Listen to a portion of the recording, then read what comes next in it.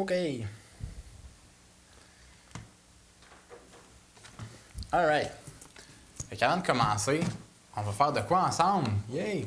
Est-ce que vous pouvez me citer des passages de l'Ancien Testament qui sont nommés, cités justement dans le Nouveau? Est-ce qu'il y en a qui vous viennent en tête? Comme ça, à cœur de même. Guillaume. Si ton roi vient à toi sur un âne, OK. Zacharie 9.9, là, je suis pas sûr d'exactement tous les mots. Là. OK. Amélie? Ici, l'homme quittera son père et sa mère et s'attachera à sa femme. C'est vrai, c'est bon ça, oui. Le juste vivra par la foi. Ah, ben, on a trouvé celui que je voulais, mais vas-y. Psaume 22. Ils ont tiré au sort de la tunique. Ouais, ben oui, c'est vrai. Il n'y en a pas là-dedans. Ben oui, c'est. T'as-tu lu dans mes pensées, Maxime? Ben oui, c'est. Ouais,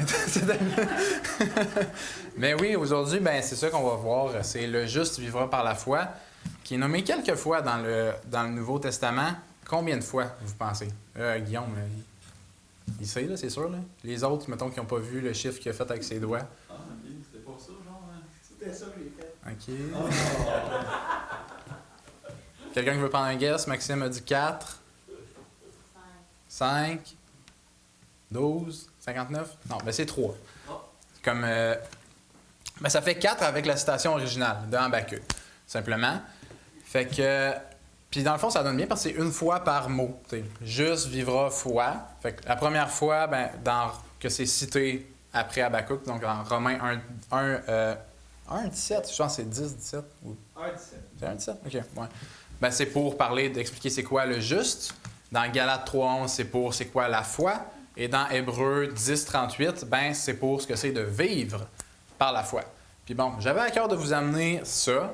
Ça ferait beaucoup en une seule fois. Fait qu'on va commencer par le début, par aller voir d'où ça vient ça justement dans l'Ancien Testament, dans Habakkuk tout simplement.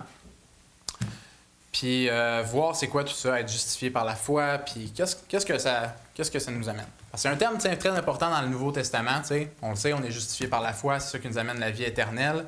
Fait que, qu'est-ce que ça veut dire tout ça? Fait qu'on peut tourner ensemble dans Habakkuk, un petit livre. C'est difficile peut-être à trouver. Si vous partez de Daniel, c'est Osée, Joël, Amos, Abdias, Jonas,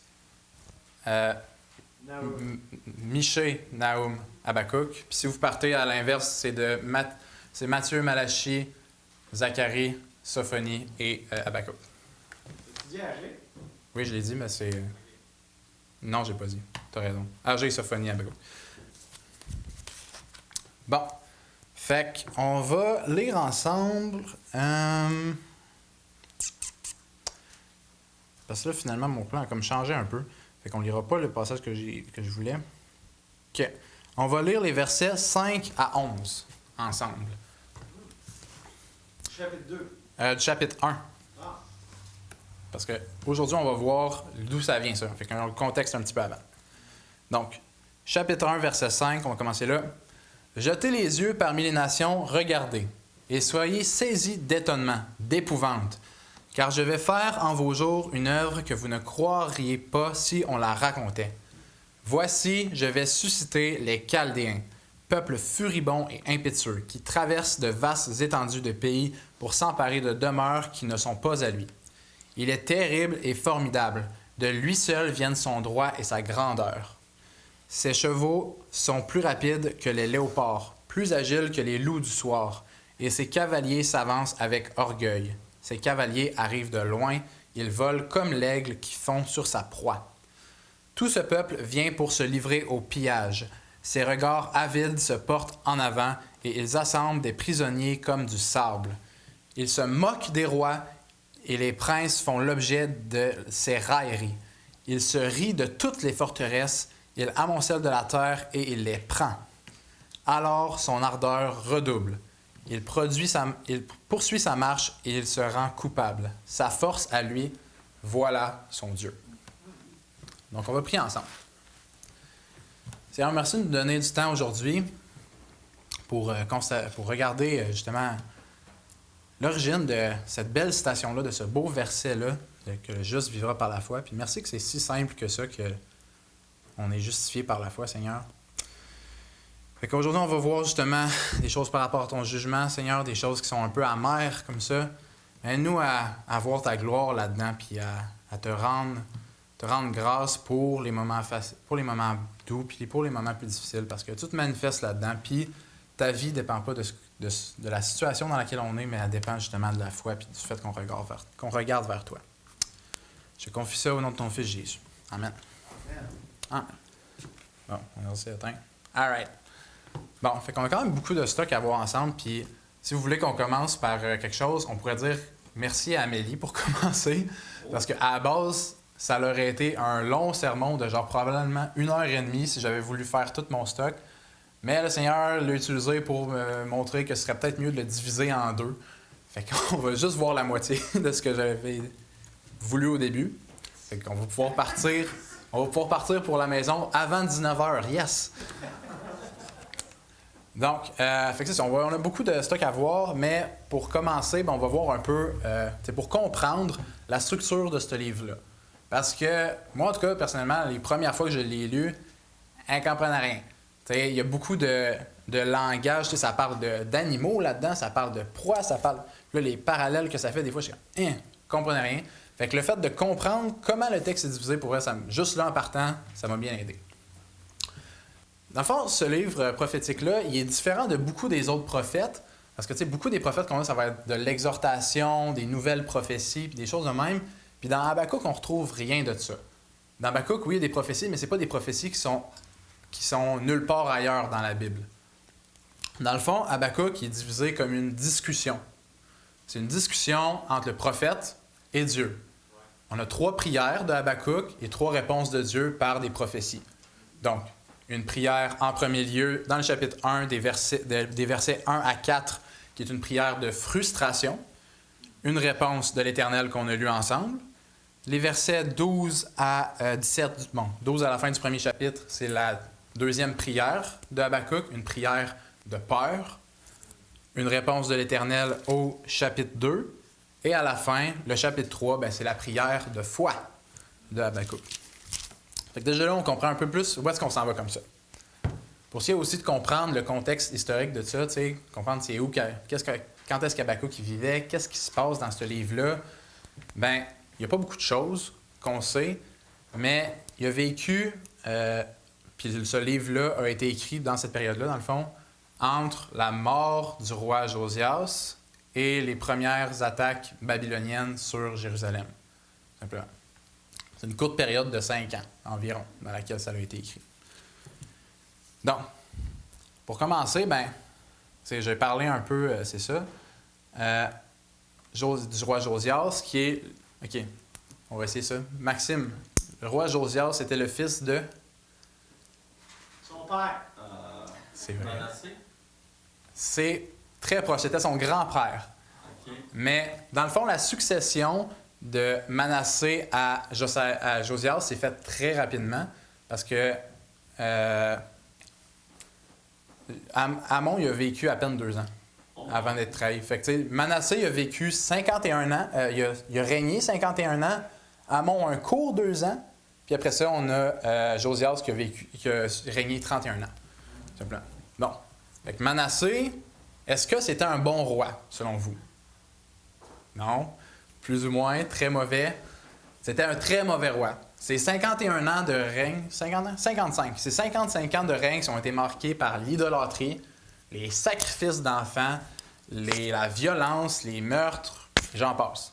Amon, son fils, comme 2 Rois 21 nous dit qu'il a marché dans les voies de son père Manassé. Fait que la même chose pour 2 ans de plus. Fait que 57 ans d'idolâtrie à partir de puis avant. Bon, suivi enfin Josias, ça fait... je vais dire Josias tout le long. Josias, est-ce que c'était un bon roi? Oui. Oui, c'était un bon roi. En fait, 2 Rois 22 nous dit qu'il a marché dans les voies de son père David. Donc lui, il a sauté une couple de générations, puis il a dit non, je vais marcher comme le bon roi David. Il s'est retrouvé là. Donc son règne de 31 ans, ça a été un temps de renouveau dans la foi, un temps de revival. Avec le temps, il est retourné vers l'Éternel. Ils ont retrouvé la loi qu'ils avaient perdue pendant le règne de Manassé. Donc là, il le pays retourne vers la prospérité parce qu'il retourne vers Dieu, tout simplement. Fait que, tu sais, Dieu, il est béni à cause de ça. Mais malheureusement, il semble-t-il que dans le cœur des gens, ils n'étaient pas tous vraiment tournés vers l'Éternel. Ils devaient profiter de la prospérité, ça c'est sûr, ils devaient être contents d'avoir une bonne job, puis que ça allait bien, mais dans leur cœur, ils étaient encore orgueilleux, puis tout ça. Parce que dès la mort de Josias au combat, tout de suite, le pays retourne dans l'idolâtrie, directement. Puis c'est à ce moment-là que Habakkuk, il est dans le décor. T'sais, il a dû vivre pendant une bonne partie de sa vie, dépendamment de son âge, on ne sait pas trop, mais peut-être dans une partie du règne de Manassé, après ça, le règne de Josias, au moins le règne de Josias. Fait qu'il a vécu le revival, il a vécu le retour vers l'Éternel. La bénédiction, c'était, puis là, il voit son pays, sa nation, encore retourner dans l'idolâtrie. Encore retourner, puis s'éloigner de Dieu. Fait que c'est là qu'on commence le chapitre 1. Maintenant, fait qu'on va le lire ensemble. On va essayer de faire ça relativement rapidement. Donc, comme j'ai dit, première prière d'Habakkuk, les versets 1 à 4, qui sont une prière de frustration. Donc, 2 à 4. On va lire à partir du verset 2. « Jusqu'à quand, ô Éternel, j'ai crié, et tu n'écoutes pas. J'ai crié vers toi à la violence, et tu ne secours pas. » Donc, verset 2, on voit, évidemment, le prophète, ça fait depuis longtemps qu'il est en train de prier à Dieu. T'sais, ça fait peut-être des années, des mois, qu'il est en train de prier à Dieu, de demander « Hey Seigneur, pourquoi tu fais pas revivre la flamme de la foi dans ton peuple? T'sais? Pourquoi tu nous laisses aller à l'idolâtrie comme ça?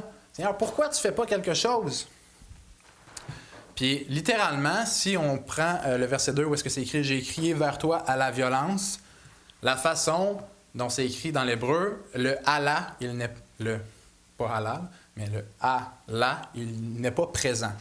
Donc, c'est écrit « J'ai crié », ce serait écrit dans le fond « J'ai crié vers toi, Seigneur, violence! Il y a de la violence dans le pays, Seigneur! Puis tu fais rien, c'est contraire à ce que tu veux. Et tu ne secours pas. » Verset 3. « Pourquoi me fais-tu voir l'iniquité et contemples-tu l'injustice? Pourquoi l'oppression et la violence sont-elles devant moi? Il y a des querelles et la discorde s'élève. » Bon, moi, tout ça, comme ça me fait penser à 2025. Habakkuk qui devait vivre dans ce temps-là, je sais pas, mais tu sais, c'est littéralement écrit ça. Pourquoi tu me fais voir l'iniquité? Le mal n'est plus caché dans ce temps-là. Les statues d'idolâtrie sont élevées devant tout le monde. Le mal, la violence, tout ça, il n'y a rien de caché. Peut-être le monde, c'est comme aujourd'hui, ils prenaient identité dans leur péché puis tout ça. Il n'y avait pas de trouble, c'était la norme en fait. Puis on le voit ça au verset 4. « Aussi la loi n'a-t-elle point de vie? La justice n'a-t-elle point de force? Car le méchant triomphe du juste, et l'on rend des jugements iniques. » Donc, la loi, elle n'a plus de vie, elle ne sert à rien, parce que, malheureusement, tout le monde est méchant. On ne peut pas juger un, puis pas juger l'autre, parce que tout le monde fait le mal. Puis justement, car le méchant triomphe du juste sont plus nombreux, c'est la norme. Donc, un moment très difficile, justement, pour un homme de Dieu comme Habakkuk, on peut se l'imaginer. C'est parce qu'on le vit en ce moment d'une certaine façon. Donc maintenant, on se lance dans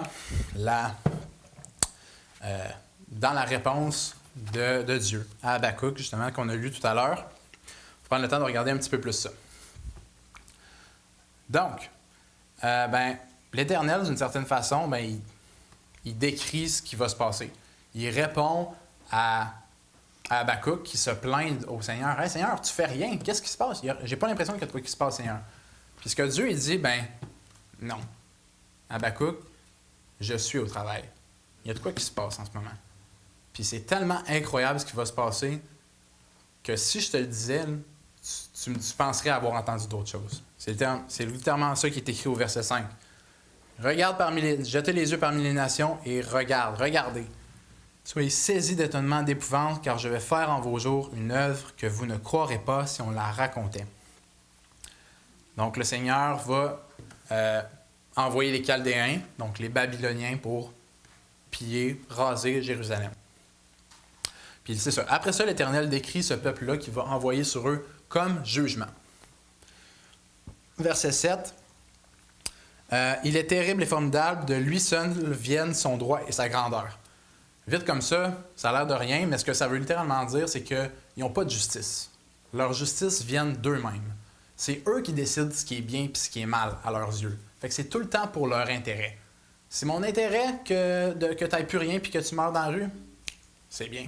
C'est mon intérêt que si ça devient bien pour moi. C'est ça que l'Éternel décrit de ce peuple-là.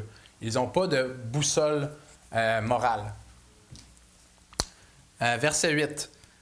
Ses chevaux sont plus rapides que les léopards, plus agiles que les loups du soir. Ses cavaliers s'avancent avec orgueil. Ils volent comme l'aigle qui fonce sur sa proie. L'Éternel les décrit littéralement comme des prédateurs qui font juste aller pour prendre une proie. Eux, ils s'en vont là pour manger.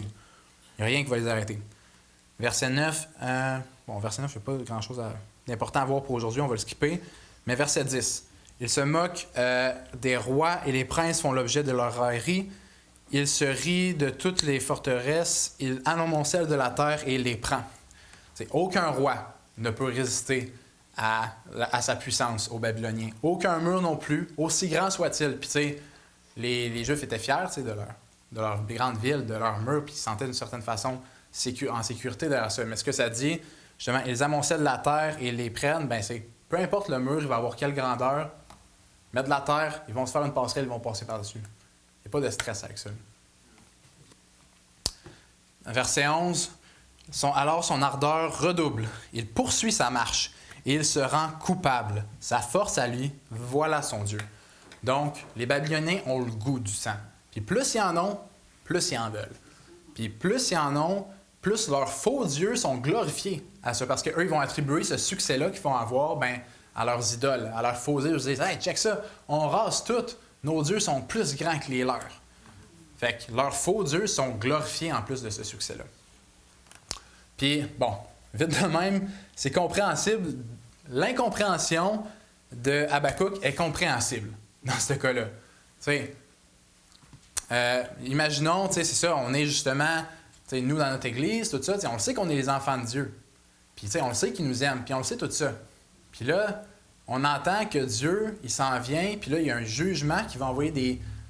On pourrait dire, on pourrait prendre des musulmans. Il va envoyer des musulmans sur nous, puis eux, ils sont idolâtres, puis ils font ci, puis ils font ça, puis « Hein, tu veux utiliser ça pour nous juger, Seigneur? Tu voudrais pas peut-être envoyer, un prophète nous voir à la place, puis nous ramener vers toi? Ça me semble que ce serait mieux, Seigneur. » Fait que c'est un peu ça qu'Habakkuk se dit là, dans sa deuxième prière. Allons voir le verset 12.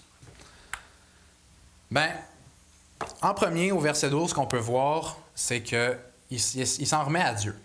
« N'es-tu pas de toute éternité, Éternel, mon Dieu, mon Saint? Nous ne mourrons pas. Ô Éternel, tu as établi ce peuple pour exercer tes jugements. Ô mon rocher, tu l'as suscité pour infliger tes châtiments. » Dans le fond, le premier verset marque une genre de coupure dans la prière, là, si on veut. Normalement, c'est le genre de choses que nous, on prierait à la fin d'une prière. C'est comme « Ah Seigneur, je te demande ça, puis je te remercie parce que tu es saint, puis tu es le très grand, tu es le très haut. » Habakkuk fait un peu l'inverse ici. Il commence avec de la théologie au verset 12, puis après ça, le reste, il présente ses inquiétudes à Dieu. C'est un peu curieux, je ne pourrais pas nécessairement dire pourquoi, mais en fait, on va voir pourquoi plus tard, en fait. Mais c'est ça. Il s'en va vers Dieu, puis il dit « Hey, tu sais, ce que tu me présentes, Dieu, j'ai pas l'impression que ça marche avec ton caractère. Je te connais comme un grand Dieu, je te connais comme un grand saint, un juste. Ce que tu me dis, ça me fait me reposer en question un peu, ça me met dans le doute. » Donc, c'est ça. On va continuer avec le verset 13 maintenant. Tes yeux sont trop purs pour voir le mal, et tu ne peux pas regarder l'iniquité. Pourquoi regarderais-tu les perfides et te tairais-tu, quand le méchant dévore celui qui est plus juste que lui? Les Juifs étaient dans l'idolâtrie. Il n'y a aucune question là-dessus. Ils avaient complètement tort. Mais il n'y avait pas autant tort que les Babyloniens. Les Babyloniens, eux, ils étaient perdus loin. C'était même pas une question de l'Éternel dans leur pensée. Fait que, tu sais, pour Habakkuk, à ce moment-là, c'est hey, eux, vraiment, eux, tu sais, on est terrible, mais on n'est pas tant terrible que ça comparé à eux. Fait que, Seigneur, pourquoi c'est eux ton instrument de jugement? Verset 14. Traiterais-tu l'homme comme des poissons de la mer, comme le reptile qui n'a point de maître? Il les fait tous monter avec l'hameçon, il les attire dans son filet, il les assemble dans son raie. Aussi est-il dans la joie et dans l'allégresse. Fait que là, il compare grossièrement Israël à une proie. Il a l'impression que c'est ça que Dieu fait d'Israël. Il les transforme en proie qui vaut pas grand-chose. Verset 16. C'est pourquoi il sacrifie à son filet. Il offre de l'encens et à ses raies. Car par eux, sa portion est grasse et sa nourriture succulente. Là encore, ça, une fois, moi, je me mettrais dans cette situation-là, puis là, j'aurais des doutes, là. On se remettrait dans une situation, mettons que là, ce serait un peuple d'une autre religion qui viendrait nous envahir, puis que là, il viendrait nous attaquer, puis littéralement nous ramasser, nous tuer. Comme, hey, Seigneur, ils vont glorifier leur faux Dieu, là. C'est ça qui est écrit, tu sais. C'est pourquoi il sacrifie à son filet. Il offre de l'encens à ses raies. Leurs faux dieux vont être glorifiés à toi, à la place de toi. Puis Seigneur, tu sais, je sais que toi, tu fais tout pour ta gloire. Fait que pourquoi est-ce que tu fais ça? C'est des gros points d'interrogation dans la tête d'Habakkuk, puis honnêtement, vite comme ça, c'est tout à fait compréhensible. Videra-t-il pour cela son filet et toujours égorgera-t-il sans pitié les nations? Grossièrement, ce peuple, il va-tu continuer à détruire les nations continuellement? T'sais, l'idée derrière ce verset-là, c'est toujours égorgera-t-il sans pitié, c'est back-to-back. Il passe par-dessus des nations déjà, puis tu veux-tu qu'il continue encore à passer par-dessus puis par-dessus? Puis ça, je pense encore une fois que ce livre-là a été écrit entre la mort de Josias et le premier exil, dans le fond, qu'on dit. Fait que c'est ça. Fait que la mort de Josias a été au combat contre les Égyptiens qui allaient se battre contre les Babyloniens. Fait que, tu sais, le règne des Babyloniens puis leur domination grandissante avait déjà commencé à ce moment-là. Fait que, tu sais, le fait de passer sur des nations, c'était déjà commencé. Donc, c'est ça. Fait que c'est dans ce contexte à ce qu'on en est arrivé, puis qu'on va arriver justement à la deuxième réponse de l'Éternel à ce moment-là. Souvent, comment est-ce qu'on entend Habakkuk? Comment est décrit Habakkuk? Comme quel type de prophète? C'est une question que vous pouvez répondre. Amélie? Lui qui comprend pas ce qui se passe. Ouais. Comment? Perplexe. Oui, on entend souvent que c'est le doubting prophet. C'est le prophète qui doute, le prophète perplexe. Puis, tu sais, d'une certaine façon, c'est vrai. Mais ce que je veux apporter, c'est que depuis le début, il y a une certaine attitude de foi qu'on retrouve dans Habakkuk, au contraire. Puis, en effet, il n'est pas genre parfait, puis straight line, puis là, tout devant Dieu, clean cut dans sa foi. Mais il y a quand même quelque chose de bon qu'on peut retrouver là-dedans. Dans sa première prière, qu'est-ce qu'on voit au verset 2? C'est qu'il priait continuellement à Dieu. Ça faisait déjà peut-être des années, des mois qu'il priait à Dieu pour ça. Puis ça, c'est une attitude de foi. Malgré l'absence de réponse, il continue à s'en remettre en l'Éternel. Il ne va pas chercher une autre raison. Il ne va pas chercher une autre solution. Il ne va pas chercher... Non. Seigneur, je sais que tu es là, puis je sais que tu m'entends, mais s'il te plaît, réponds. Là. Puis il continue parce qu'il sait qu'à un moment donné, l'Éternel va répondre. Il sait qui est son prophète. Puis la deuxième et la plus belle des attitudes de foi, j'avais dit qu'on y reviendrait, c'est au verset 12. Malgré la peur, il se réfugie dans ce qu'il connaît de Dieu. Il ne s'en va pas ailleurs, comme chercher du réconfort ailleurs ou une autre solution ou tout ça. Il s'en va vers l'Éternel qui lui a annoncé le jugement qui s'en allait. Ça semble contradictoire, tu sais, il reçoit la claque de son père, puis il s'en va dans les bras de son père pour se faire consoler. Mais c'est quoi? C'est la bonne solution dans ce cas-là. Puis c'est ce qu'on voit justement au début du chapitre 2. J'étais à mon poste et je me tenais sur la tour. Je veillais pour voir ce que l'Éternel me dirait et ce que je répliquerais après ma plainte. Grossièrement, Habakkuk fait ce que Jésus a prescrit quand compris. Se retirer. Pas pour garder Dieu à l'intérieur caché, mais pour mettre tout à l'extérieur. Il s'isole. Je ne veux pas être distrait par le reste. Je sais que l'Éternel va répondre. Évidemment, on dirait que dans ce cas-là, la réponse de l'Éternel est venue un peu plus tard que sa deuxième prière, parce qu'il a dû se mettre en retrait.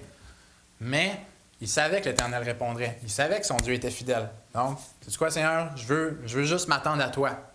Je me mets à part, puis je veux juste recevoir toi. Fait que c'est ça qu'il fait. Parfois, il attend la réponse de l'Éternel. Ça, malgré la peur, il se réfugie. C'est ça. Pour regarder ça. C'est donc face à cette attitude-là de foi que l'Éternel répond à Habakkuk en suscitant sa foi. On va lire le début du chapitre 2 par la suite. En fait, on va lire maintenant.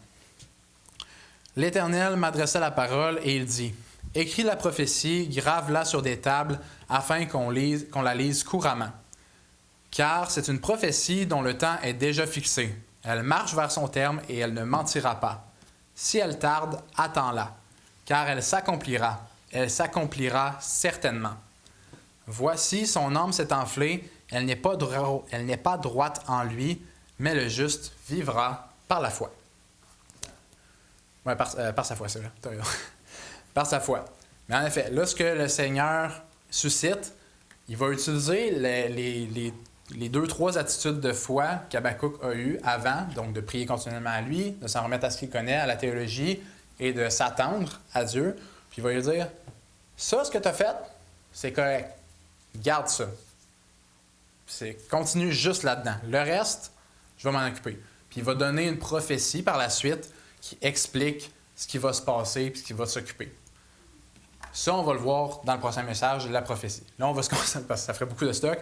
Là, on va se concentrer justement sur la partie plus du jugement, maintenant. Donc, c'est ça, il va susciter la foi. C'est comme s'il s'en allait dire à son prophète, littéralement, « Le juste vivra par la foi. Habakkuk, toi, mon prophète, toi, mon juste, je veux que tu vives puis que tu continues dans cette épreuve par la foi. Que tu avances pas par la vue, mais par la foi. » Puis ben voici 2 passages que j'ai retenus qui se sont passés quelques années plus tard de ça. Pendant que Jérémie prophétisait à Sédécias, un des rois de Jérusalem pendant les exils, simplement. Est-ce que quelqu'un pourrait tourner dans Jérémie 38?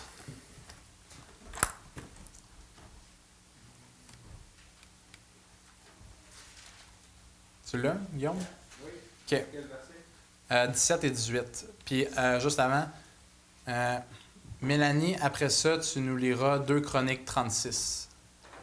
Après, Jérémie? Oui.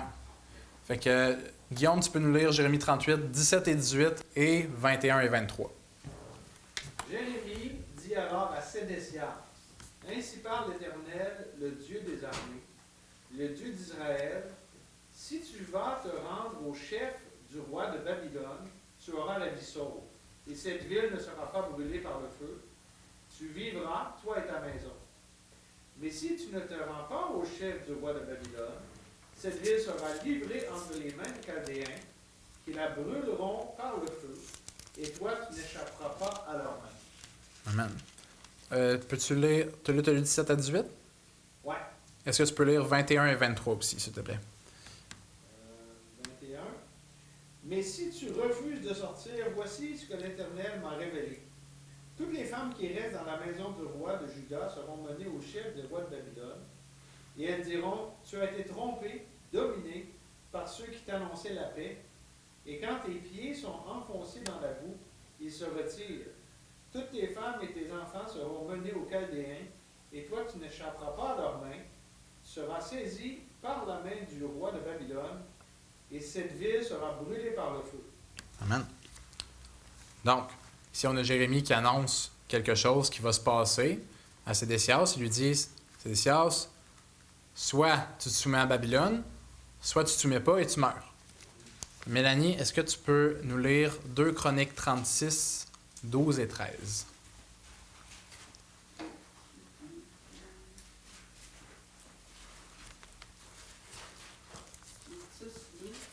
Oui, 12 et 13. Il fit ce qui est mal aux yeux de l'Éternel son Dieu, et il ne s'humilia point devant Jérémie le prophète qui lui parlait de la part de l'Éternel.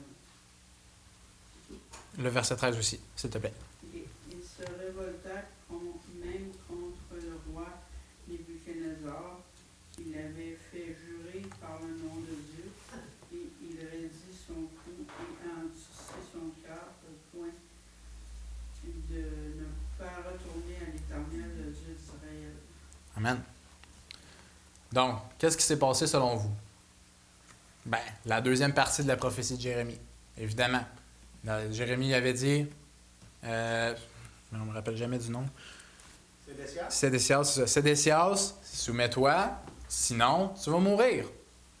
Sédécias, dans son orgueil, a raidi son cou. Il s'est enflé d'orgueil. Qu'est-ce qui est arrivé? Ben, exactement ce qui était écrit. Ses femmes, ses enfants, le temple, de toute la ville ont été brûlés. Comme ce qui était écrit. Puis c'est exactement ce qu'on voit au verset 4 du chapitre 2 de Habakkuk. Voici, son âme s'est enflée, elle n'est pas droite en lui. Dans ce cas-là, il s'est passé ce qui devait se passer. Mais le juste vivra par sa foi. Toi, Habakkuk, je veux que tu fasses confiance. Puis c'est ça qui se serait l'inverse, qui se serait passé avec Sédécias s'il avait marché par la foi. Il avait fait confiance à la prophétie de l'Éternel qui lui dirait que, paradoxalement, si tu te laisses faire par Babylone, tu vas survivre. Mais il aurait dit son coup, là où il aurait dû le mettre sous la potence. Mais c'est ce qui s'est passé. Donc Dieu a tenté de susciter la foi du roi. Que s'est-il passé? Bien, exactement ce qu'on s'attendait. Donc, on vient de passer sur quelque chose d'intéressant. Jérémie n'a pas demandé de fuir aux Juifs. Il leur a demandé de se soumettre à leur envahisseur. Pourquoi? Bien, parce que c'est la main de Dieu qui a levé ce peuple contre Jérusalem. On pourrait dire, oui, mais ce jugement est terrible, of course qu'on va vouloir s'en aller. Mais ce jugement est juste et saint. Puis ça, c'était justement ce que Habakkuk a amené au verset 12 du chapitre 1. N'es-tu pas de toute éternité, éternel, mon Dieu, mon saint? Dans ce verset, ben c'est là la solution à ce problème. Dans cette attitude de foi, on trouve le réconfort dans le jugement de Dieu. Parce qu'on sait que Dieu, c'est notre Dieu. C'est mon Dieu à moi. Je suis à lui. C'est mon saint. Je suis à lui. Il va prendre soin de moi. Nous ne mourrons pas. Ô Éternel, tu as établi ce peuple pour exercer tes jugements. Ô mon rocher, tu l'as suscité pour infliger tes jugements. Ce qui se passe, c'est dans les mains de l'Éternel. Pour vous donner une idée, puis là, ça, on va plus rentrer dans ça dans le prochain message là-dessus, mais Babylone, sa grandeur a duré pile 100 ans. C'est rien. C'est vraiment rien. Puis c'est une nation qu'on entend parler, puis qui procure des légendes, puis tout ça. 100 ans. Flat. 30 ans avant de prendre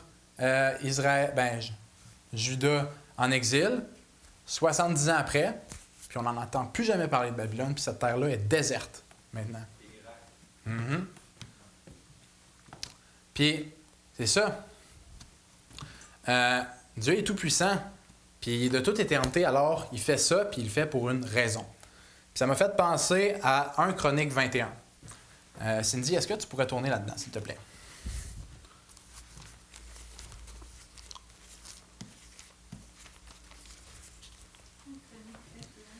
Les versets 7 à... j'en ai quand même beaucoup. Fais 7 à 11 et Amélie, est-ce que tu pourrais faire 12 à 15, s'il te plaît? Cet ordre déplut à Dieu qui frappa Israël. Et David dit à Dieu, j'ai commis un grand péché en faisant cela. Maintenant, daigne pardonner l'iniquité de ton serviteur, car j'ai complètement agi dans l'insensé. L'Éternel adressa ainsi la parole à Gad, le voyant de David.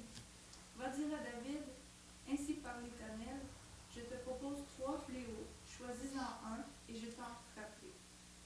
Gad alla vers David et lui dit, ainsi parle l'Éternel.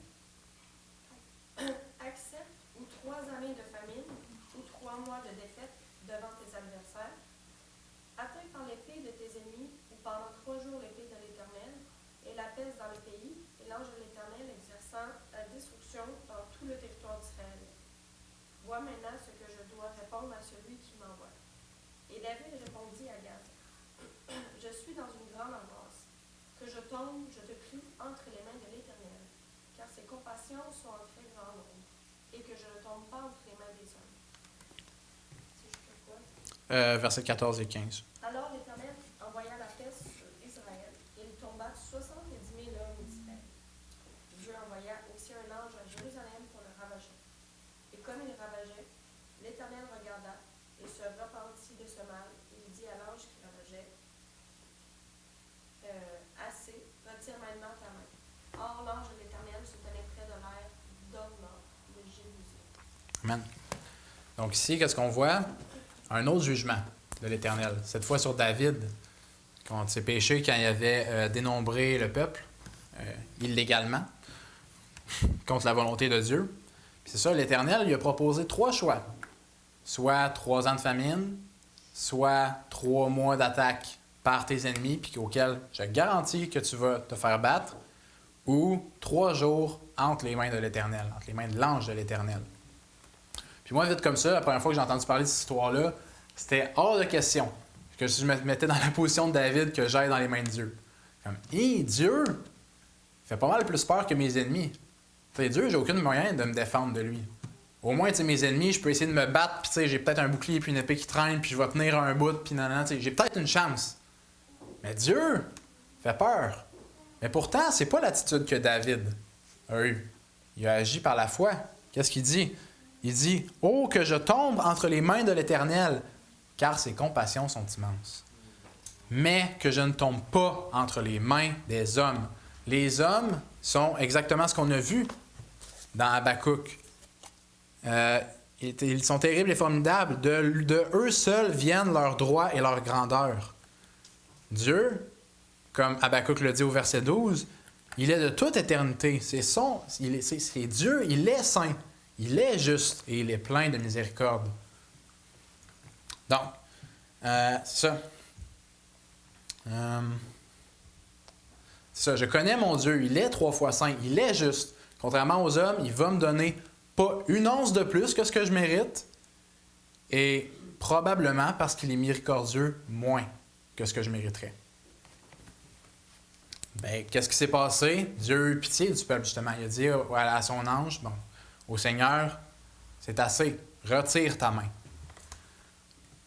Le jugement des Babyloniens, selon vous, est-ce qu'il était juste? Ah, les Babyloniens? Oui. Ben, Maxime a fait oui, Amélie fait non. OK, ça ne veut pas se présenter. On ne viendra pas à un consensus. On n'a pas quorum, fait que il va falloir revenir la prochaine fois. Mais bon, moi je dis que oui. Pourquoi? Eh bien, de la même façon qu'il a donné Saül comme roi à l'image d'un roi du monde, parce que son peuple, c'est ça qu'il voulait, bien Dieu a livré son peuple au genre de peuple qu'il voulait être, tout simplement. On va revenir dans, justement, notre texte, au verset 7, c'est comme que je relis tantôt, quand Dieu parle des Babyloniens. « Il est terrible et formidable, de lui seul viennent son droit et sa grandeur. » Bien, les Juifs ne voulaient pas de la loi. Dieu leur montre le résultat de ce que c'est être un peuple sans loi, qui fait sa propre loi. Verset 10. « Il se moque des rois, et les princes font l'objet de ses railleries. Il se rit de toutes les forteresses. Il amoncelle la terre et il les prend. Ils mettaient leurs espoirs en leur roi, ils mettaient leur espoir dans leur ville. Bien, Dieu leur donne un peuple qui se moque de ça, qui n'en a rien à faire, qui passe par-dessus. » Verset 11. « Alors son ardeur redouble, il poursuit sa marche, et il se rend coupable. Sa force à lui, voilà son Dieu. Il voulait être leur propre Dieu. » Dieu leur a donné un peuple qui agit comme ça. Ils vivaient dans la violence, l'idolâtrie, la débauche, dans les sacrifices d'enfants. Dieu leur a donné un peuple qui les tuera, les violentera, les violera, tueront leurs femmes, leurs aînés, leurs enfants, les pillera, brûlera leur ville. Exactement ça vers quoi ils s'en allaient. Les jugements de Dieu sont justes. Josiah, est-ce que tu peux tourner puis nous lire Romains 1, 24 à 28. Et Lise, après, tu nous liras 28 à 32, s'il vous plaît.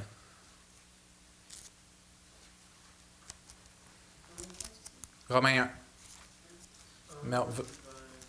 1, 24 à 28, Josiah. C'est pourquoi Dieu les a livrés à l'impureté selon les convoitises de leur cœur, ainsi ils déshonorent eux-mêmes leur propre corps. Eux qui ont changé la vérité de Dieu en mensonge et qui ont adoré et servi la créature au lieu du Créateur, qui est béni éternellement. Amen. C'est pourquoi Dieu les a livrés à des passions infâmes, car leurs femmes sont changées l'usage naturel en celui qui est contre nature,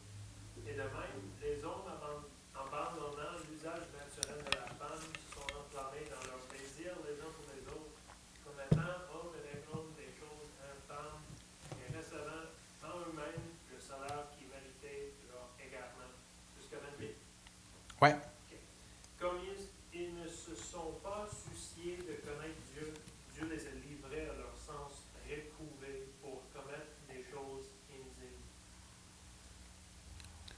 Étant rempli de toute espèce d'injustice, de méchanceté, de publicité, de malice, plein d'envie, de meurtre, de querelle, de ruse, de malignité, rapporteur, médisance, impie, arrogant, hautain, pantalon, ingénu, aimant, regret, alors dépourvu d'intelligence, de loyauté de toutes sortes, de protection, de consolède, de miséricorde. Et bien qu'ils connaissent le jugement de Dieu, qui te rend digne de mort ceux qui commettent de telles choses, non seulement ils les font, mais encore ils approuvent ceux qui les font. Amen. Donc, si on voit le genre de jugement que Dieu donne aux pécheurs, à ceux qui ne le cherchent pas, à ceux qui se tournent de lui, puis, ben, comme on l'a vu dans les autres exemples d'avant, le jugement de Dieu est toujours juste. Le jugement de Dieu, il donne, je sais qu'il y a une expression pour ça, mais take for tact, c'est-tu? En tout cas, il donne selon ce qu'on a fait. Il donne pas plus, puis souvent moins, mais il est juste dans ses jugements.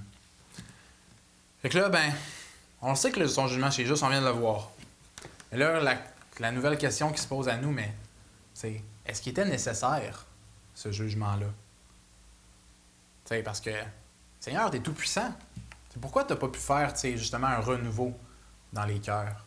Pourquoi tu n'as pas pu changer ça dans le cœur des hommes? Luc, est-ce que tu pourrais nous lire, s'il te plaît, 2 Chroniques 36, 16?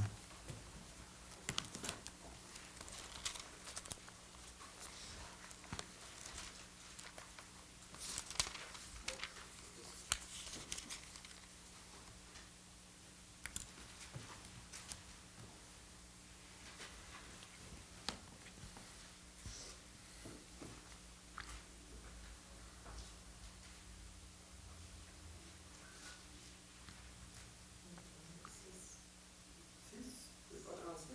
36. 36, 36, 16, oui. Moi, j'en trouve, mais il se moquèrent des envoyés de Dieu. Il méprisèrent ses paroles.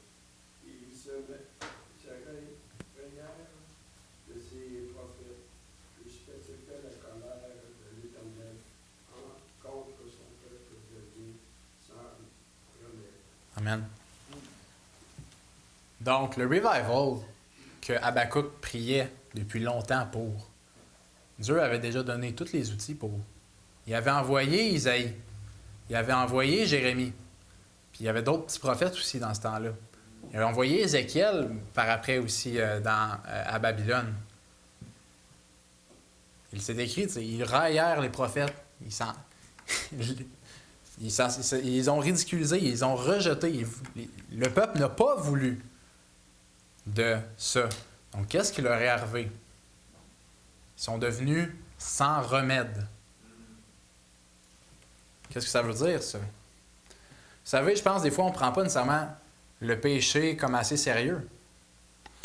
Parce qu'on ne voit pas nécessairement tout le dommage. T'sais, vu qu'on a juste nos yeux physiques, on ne voit pas le dommage que ça peut faire à notre âme, à notre esprit, à notre conscience. Toutes ces choses-là, c'est des choses qui sont fragiles et qui sont facilement endommagées et facilement brisées. J'ai une montre ici. Si je la mettais ici sur la table, sur la chaire, je prenais un marteau puis que je me mettais à taper dessus, un moment donné, on s'attendrait tous à ce qu'elle soit tellement brisée en petits morceaux que ce soit impossible de la réparer, de la faire fonctionner. On a quelque chose d'encore plus fragile et d'encore plus précieux dans notre âme, dans notre conscience. Faire attention à ça.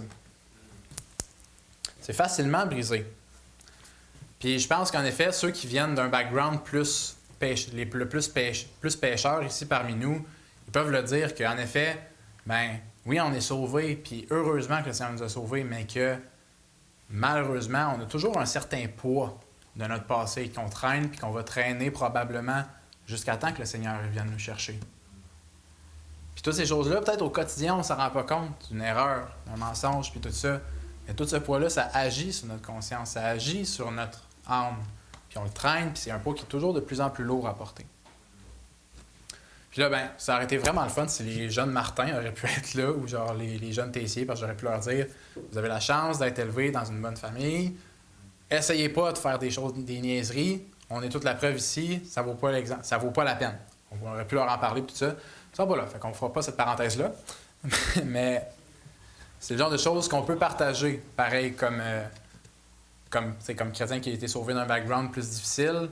T'sais, le poids de nos péchés puis la réalité de ça, c'est important de comprendre, de faire comprendre ça aux jeunes, l'importance que ça, malheureusement, ça a de ne pas faire ces choses-là. Puis, ben, la vérité, c'est que pour certaines personnes, un revival, ça peut rien faire pour les aider à retourner à Dieu.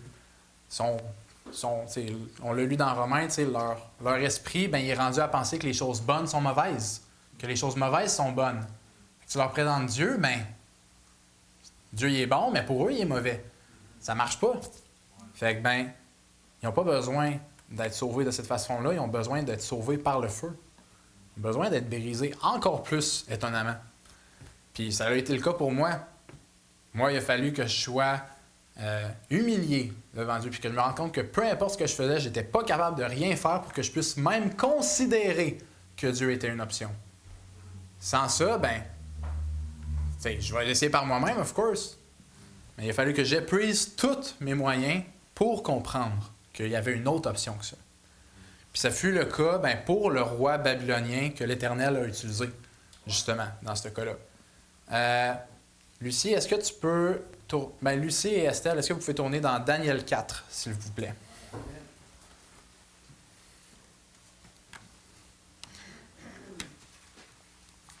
Tourne. 24.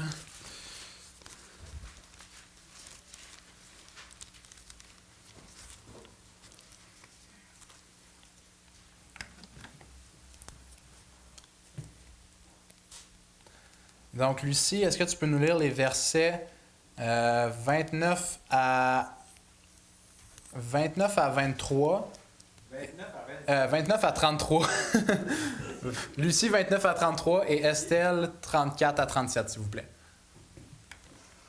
Que je vois, comme il se promenait dans le palais royal à Babylone, le roi prit la parole et dit: N'est-ce pas ici Babylone à la grande, que j'ai bâtie comme résidence royale, par la puissance de ma force et pour la gloire de ma magnificence?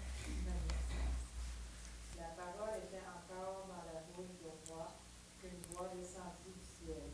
Apprends-moi, ténèbres d'or, qu'on va fonder le royaume. On te chassera du milieu des hommes et tu auras ta demeure avec les bêtes des champs, et on te donnera comme aux bœufs de l'herbe à manger. Et 7 ans passeront sur toi, jusqu'à ce que tu saches que le Très-Haut domine sur le règne des hommes et qu'il te le donne à qui il lui plaît. Au même instant, la parole s'accomplit sur Nabuchodonosor.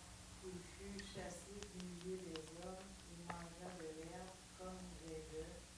Son corps fut trempé de la rosée du ciel jusqu'à ce que ses cheveux fussent comme des plumes des ailes, et ses ongles comme ceux des oiseaux.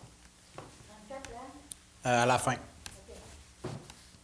Après le temps marqué, moi, Nabuchodonosor, levai les yeux vers le ciel, et la raison me revint. J'ai béni le Très-Haut, j'ai loué et glorifié celui qui vit éternellement, celui dont la domination est une domination éternelle, et dont le règne subsiste de génération en génération. Toutes les habitants de la terre ne sont à ses yeux que néant. Il agit comme il lui plaît, avec l'armée des cieux et avec les habitants de la terre. Et il n'y a personne qui résiste à sa main et qui lui dise: que fais-tu? En ce temps-là, la raison me revint. La gloire de mon royaume, ma magnificence et ma splendeur me furent rendues. Mes conseillers et mes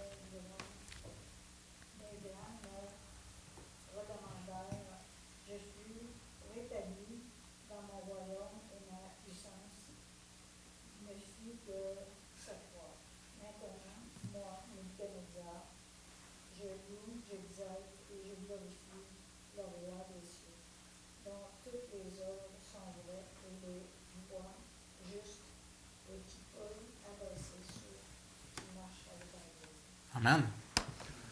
Donc, Nebuchadnezzar, le même roi justement qui avait passé sur Jérusalem 3 fois, ben, Dieu a décidé de le briser pour montrer sa gloire. Dieu a décidé de l'envoyer comme de le rendre fou, de le faire se prendre pour un animal et qui pendant 7 ans a marché dans la nature, comme ça, comme un animal. Puis quand l'Éternel lui a redonné la raison, le feu l'a sauvé.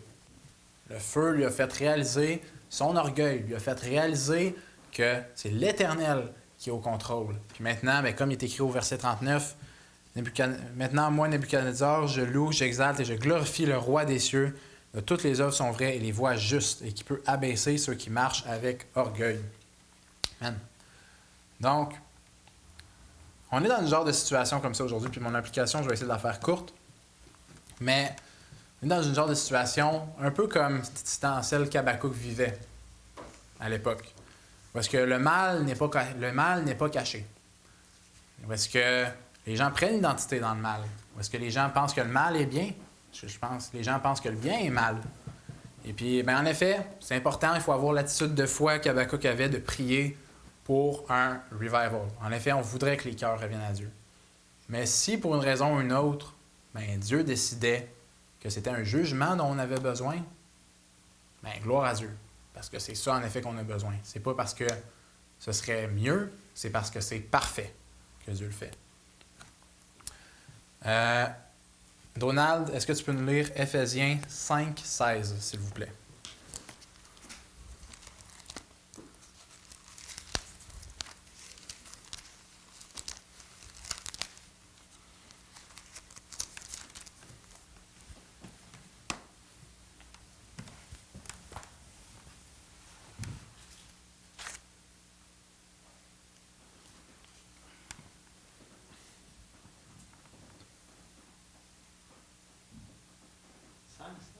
Oui. 5, 16, tu me dis? Oui.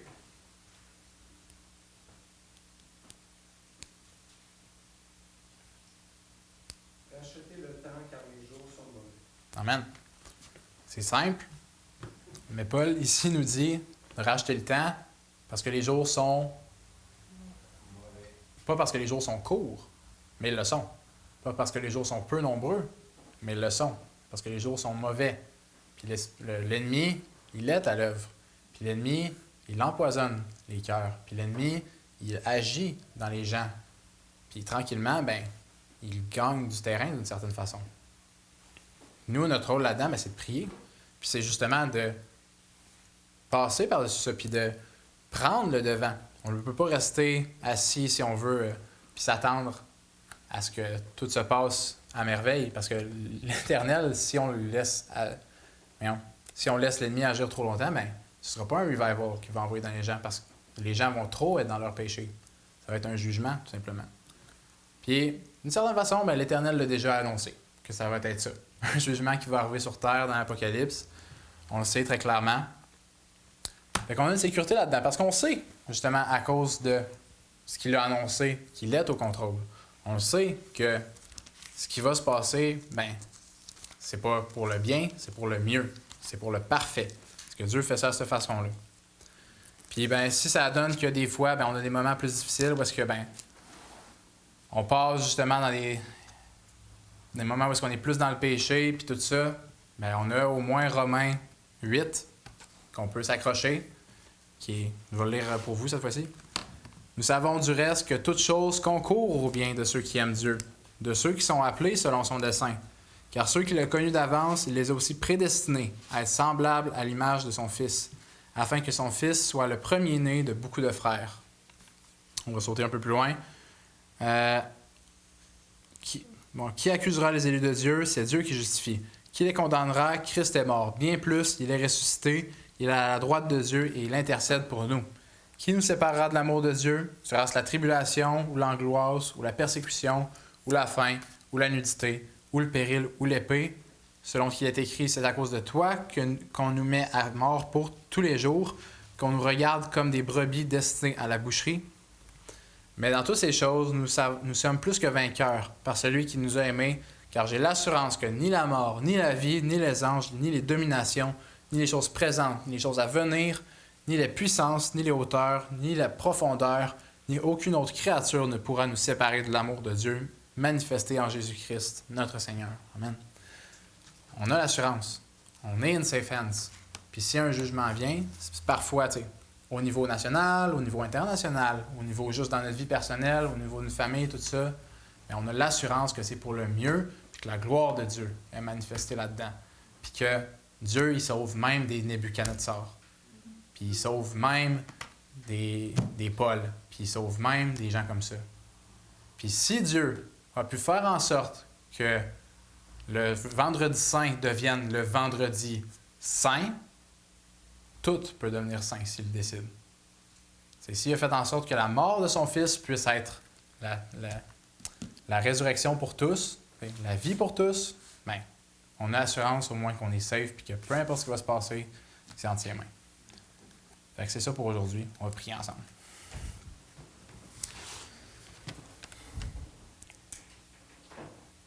Seigneur, des fois, on peut avoir l'impression, en effet, qu'on est dans des temps lugubres, d'une certaine façon, que tout va mal, puis que le mal a la prédominance sur le bien. Mais merci qu'en se concentrant sur toi, puis sur ce qu'on sait de toi, ben on le sait que c'est faux, que c'est juste dans l'apparence. Puis c'est que quand le péché abonde, ben ta grâce surabonde encore plus. Puis que quand la noirceur est grande, ben ta lumière est d'autant plus grande. Puis quand les profondeurs sont profondes, ben tes hauteurs sont d'autant plus hautes. Puis merci Seigneur que tu ne nous laisses pas dans ces moments-là, puis qu'on a l'assurance que ben on est à toi. T'sais, tu es notre Dieu, tu es notre Saint. On est tien. Puis que quand on va partir pour la gloire, ben justement, c'est pas pour partir vers quelque part d'inconnu, mais c'est pour retourner à la maison. C'est pour retourner à toi, à celui qu'on appartient. C'est quelque part de connu, de bien, puis de parfait. Merci Seigneur que tu nous donnes tout ça gratuitement, puis que tu nous demandes simplement de vivre par la foi. C'est tellement simple, mais Seigneur, on a besoin de ta force pour faire ça. À nous à voir au-dessus des nuages, puis à savoir que tu es là, tu es l'Éternel, que tu es de toute éternité, puis que tu es au contrôle de toutes ces choses-là. J'ai pris ça au nom de ton Fils Jésus. Amen.